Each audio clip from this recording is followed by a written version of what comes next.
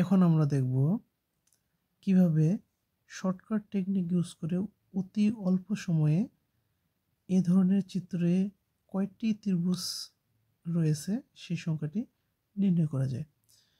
প্রথম আমরা যেটা করব, এটা নাম্বারিং করব 1 2 3 4 5 6 7 8।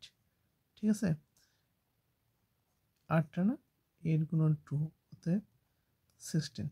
এখানে 16টি ত্রিভুজ রয়েছে, তাহলে আমাদের কাঙ্ক্ষিত উত্তর হচ্ছে ক। ঠিক আছে, চিত্র 2-এ যাই।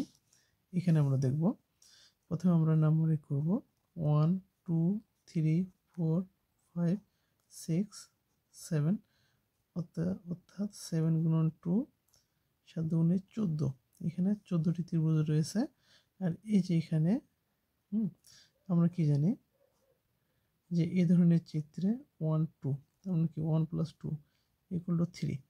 তিনটি ত্রিভুজ রয়েছে 1 + 2, অর্থাৎ কি 1 + 2 = 3। এখানে তিনটি ত্রিভুজ রয়েছে। আবার একইভাবে 1 2, তার মানে কি এখানে 1 + 2 মানে তিনটি ত্রিভুজ রয়েছে। এখানে তিনটি, এখানে তিনটি, আর এখানে পেয়েছি আমরা 14টি। 14 + 3 + 3, তার মানে হচ্ছে টোটাল 20টি। তাহলে এখানে রয়েছে কয়টি?